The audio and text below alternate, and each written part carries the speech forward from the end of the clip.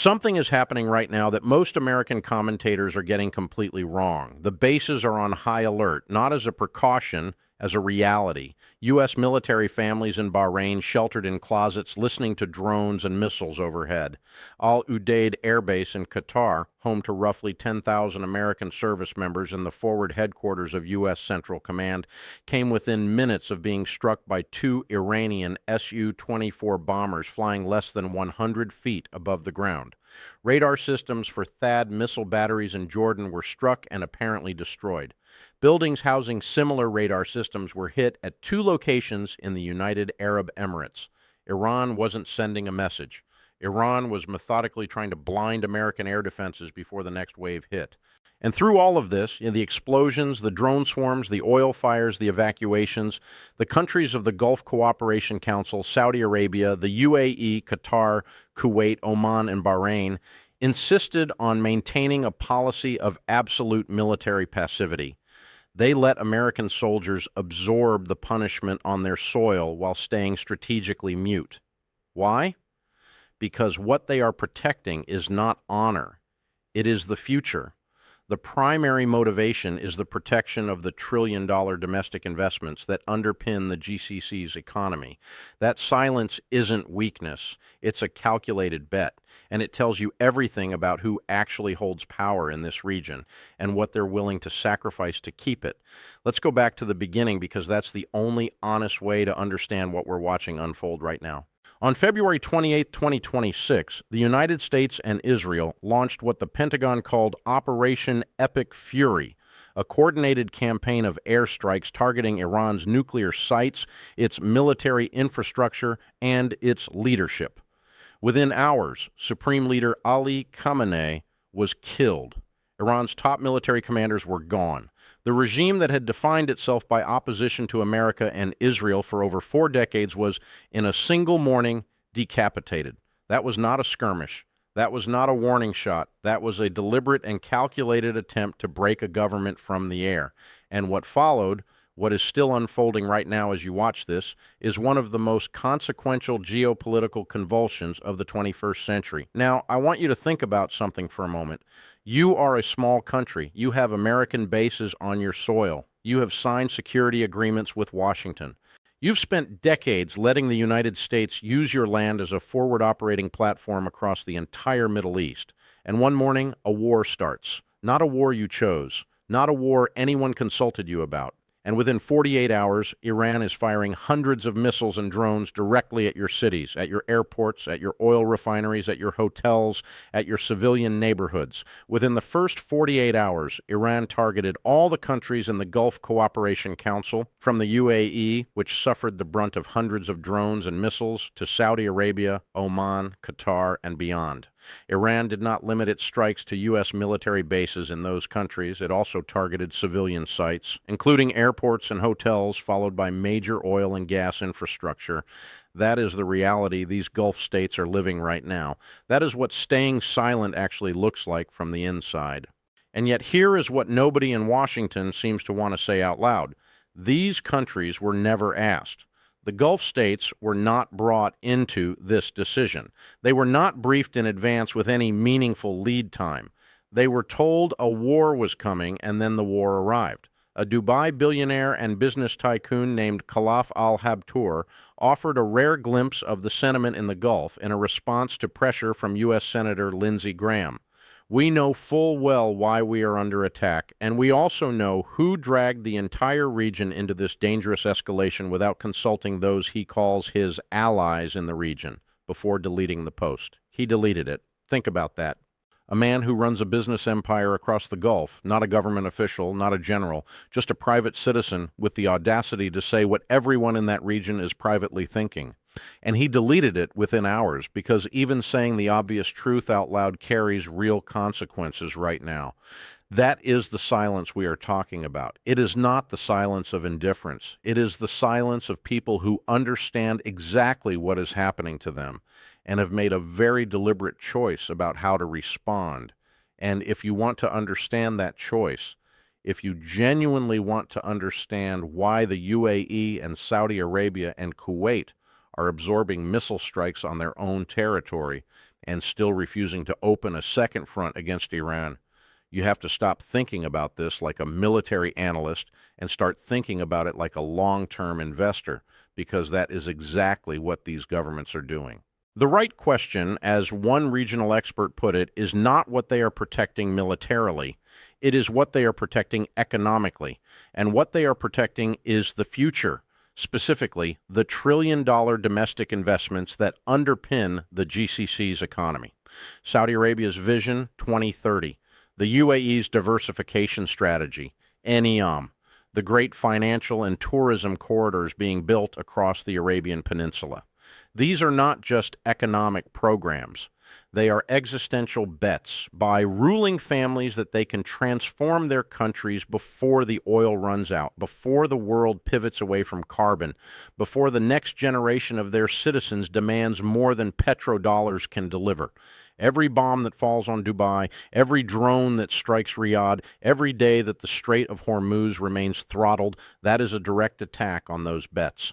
And when you understand the scale of what is at stake, the silence starts to make a very different kind of sense. Saudi Arabia maintains the Middle East's highest funded military, with an estimated defense budget of over $80 billion, more than double Israel's and vastly exceeding Iran's expenditures. The Royal Saudi Air Force operates a fleet of some 400 modern warplanes, and Riyadh's offensive readiness has been actively honed since 2015 during operations in Yemen. These are not countries that lack the capacity to fight. They have made the deliberate choice not to, and the reason is brutally rational. As a Gulf official told journalists, there are many unanswered questions about how the war will end. It is possible that in the end, the regime will not fall, that Trump will decide the event is over, and the IRGC-based regime will remain in place. In that case, Gulf states would have to continue dealing with Tehran and maintain some form of relationship with it. The Americans might decimate the Iranian military, topple what remains of the government, and then, 6 months later or 6 years later, pack up and go home. And the Gulf states will still be there, a few hundred miles across the water from whatever Iran becomes after this is over. As a professor of history at Kuwait University observed, they've left Afghanistan, they're leaving Iraq, and they're going to leave our region as well. So we need to take matters into our own hands. That is not anti-American sentiment. That is a clear-eyed reading of history by people who live close enough to the consequences to take them seriously. America does not live in the Middle East. America visits the Middle East. And the Gulf states have spent 30 years watching what happens to the countries that get drawn into America's visits. Now, I want to draw your attention to something that has received almost no serious coverage in the American media because it completely complicates the neat narrative being sold to the public about this war. The presence of Western military bases alongside logistical and intelligence networks tied to regional security alliances makes the Gulf states, in Iranian calculations, an inherent part of the landscape, even if they do not directly participate in military operations. The U.S. alone maintains a network of bases, naval facilities, and forward operating sites across at least 19 locations in the Middle East, with 8 permanent bases in the region, including in Bahrain, Kuwait, Qatar, Saudi Arabia, and the UAE. As a result, political neutrality inevitably clashes on the ground with the reality of logistical and technical involvement. In other words, the Gulf states are already functionally in this war, whether they like it or not. Iran does not buy their declarations of neutrality. Iran sees American planes launching from their runways, American warships resupplied at their ports, American missile defense systems sitting inside their borders, and Iran fires at all of it. The neutrality is real at the level of rhetoric, at the level of geography. It is entirely fictional. And this is the trap. This is the impossible position that Riyadh and Abu Dhabi and Kuwait City have found themselves in. They cannot fight without risking everything they have spent 20 years building. They cannot stay fully neutral because their geography has already decided for them. And they cannot publicly complain because their security agreements and their trade relationships and their arms purchases all run through Washington. So they say nothing. They intercept the missiles as they come. They scramble their air defenses. They count their dead and their wounded. They close their airspaces and call it a security measure, and they wait. The 6 members of the Gulf Cooperation Council have held just one Zoom call, and no Arab summit has been convened to discuss coordinated action. Gulf leaders remain deeply fearful of triggering a broader, uncontrollable conflagration. Think about that image for a moment. The most consequential regional war in decades is unfolding on their doorstep. Missiles are landing on their cities, and the 6 most powerful Arab states in the Gulf have had one Zoom call. One, there is no Arab summit. There is no coordinated military response. There is no joint statement of solidarity that amounts to anything beyond diplomatic language, because to call a summit is to start a process of deciding, and to decide is to commit. And to commit is to choose a side in a war that may not end the way Washington is telling them it will end.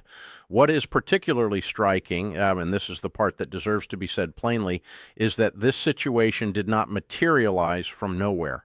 It was constructed piece by piece across years of American foreign policy that treated the Gulf states primarily as platforms, as real estate for military infrastructure, as reliable fuel stations and arms customers, not as sovereign nations with their own deeply held interests in regional stability. Iran's counterstrikes on Arab Gulf states in 2026, who have sought to deepen relations in recent years, may also leave Iran further isolated. But that isolation does not automatically translate into Gulf alignment with the American agenda, because the Gulf states have watched Iran survive sanctions for 40 years. They have watched Iran weather bombings, assassinations, proxy defeats, and economic collapse, and they have never once stopped being a neighbor. And a neighbor, no matter how hostile, does not disappear. As a UAE official told journalists, referring to Iran, at the end of the day, you are neighbors. Relations with Tehran would eventually have to normalize, even if it takes decades to rebuild the huge trust gap. This is the quiet truth behind all of the silence. The Gulf states are not passively waiting for America to win a war on their behalf. They are actively calculating how to survive whatever comes after. They are thinking about the decade after this war and the decade after that. They are thinking about how to rebuild economic relationships with an Iran that will eventually reconstitute itself in some form, under some leadership, with some new government, because that is what countries do. They survive, they rebuild, they remember who was with them and who was not. And the Gulf states are determined not to be remembered as the countries that piled on.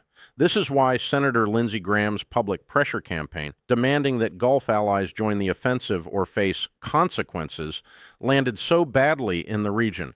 Graham questioned why the U.S. should defend partners like Saudi Arabia that refused to take part in what he described as a shared struggle against Iran, warning that if they do not join, consequences will follow. But that framing fundamentally misreads the situation. These are not reluctant allies who need to be shamed into action. These are governments that have made a rational, sovereign decision about their own national interests, and they happen to believe, based on the evidence of the past several decades, that Washington's vision of the Middle East and their vision of the Middle East are not the same vision. The current conflict has spread across at least a dozen countries, closed the Strait of Hormuz, the world's major oil artery, and killed more than 2,300 people in the region. The Strait of Hormuz.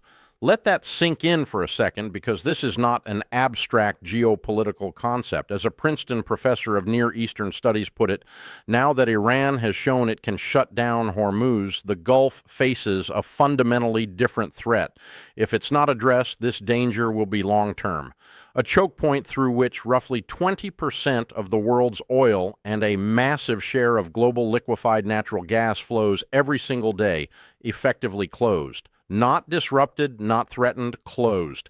And the pressure this creates is not just on oil markets. It is on fertilizer supply chains, on food prices, on the cost of everything that gets manufactured with petrochemicals, on the mortgage rates and grocery bills and gas prices of ordinary Americans who have no idea what is happening in the Persian Gulf and why it is starting to hit them in the wallet. This is not a distant war. This is a war whose financial shockwaves are already washing up on American shores, and the people most capable of helping stabilize it, the Gulf states, with their oil production capacity, their regional relationships, their geographic leverage, are watching from the sidelines by choice. not by weakness, by strategy. And until Washington decides to engage with them as genuine partners rather than as platform real estate with flags, that is where they will stay. The silence of Riyadh, Abu Dhabi, and Kuwait City is not the silence of weakness. It is the silence of people who have lived in the neighborhood long enough to know that when the loudest voice in the room finally stops shouting and goes home, they are the ones who will still be there, and they intend to be standing when that day comes.